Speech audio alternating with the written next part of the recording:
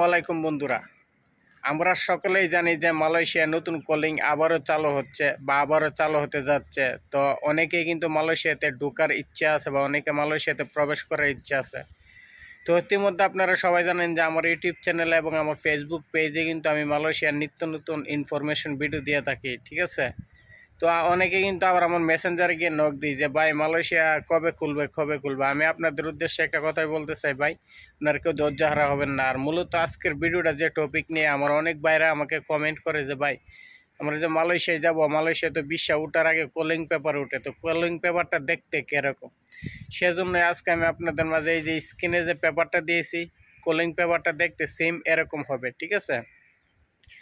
আপনাদের কলিং পেপারে দেখবেন আপনাদের নাম আছে কি না, আর আপনাদের যে কোম্পানিতে আপনাদের এজেন্সি এনে দিবে, যে কোম্পানির মধ্যে আপনারা আইসা কাজ করবেন, ওই কলিং পেপারে কিন্তু ওই কোম্পানির নাম লেখা থাকবে। তারপর কিন্তু ওই কোম্পানির রেজিস্ট্রেশন লাইসেন্স নাম্বার লেখা থাকবে, ঠিক আছে।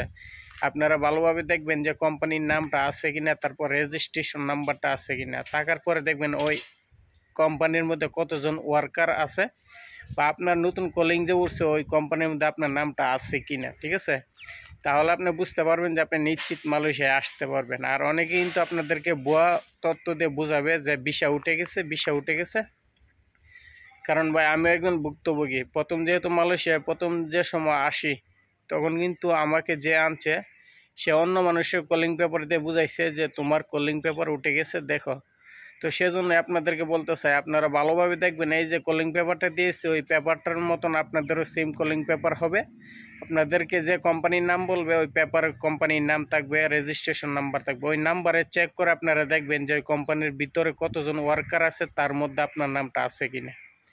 তারপর কলিং পেপার চেক দিবেন, দেওয়ার পরে দেখবেন কলিং পেপার আপনার পাসপোর্ট নাম্বারটা চেক দিবেন যে আপনার নামে কলিং পেপারে ইস্যু হয়েছে কিনা। যদি মনে করেন যে আপনার নামে কলিং পেপারে ইস্যু হয় নাই, তাহলে আপনি আসতে পারবেন না। যতদিন নামতি মালয়েশিয়ার থেকে আপনার কলিং পেপার না যায়, আপনার নামে আপনার পাসপোর্টের উপর ভিত্তি করে কলিং পেপার না যায়, ততদিন নামতে আপনি মালয়েশিয়ায় আসতে পারবেন না, ঠিক আছে।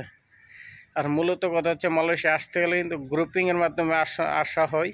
আপনার কলিং পেপারে কিন্তু গ্রুপ বাই গ্রুপ নাম লেখা থাকবে। তো সেজন্য আমি আপনাদেরকে বলতে চাই আপনারা ভালোভাবে যাচাই করে আসবেন। আবার আমি বলতেছি সর্বশেষ, তো দেখেন ওই কলিং পেপারটা ভালো করে স্পষ্টভাবে দেখে রাখেন, তাহলে আপনাদের কাজে আসবে, ঠিক আছে। আর কলিং পেপার না ওঠা পর্যন্ত কিন্তু আপনি মালয়েশিয়াতে আসতে পারবেন না, কারণ কলিং পেপার না উঠলে তারা কিন্তু আপনাকে ভিসা দেবে না।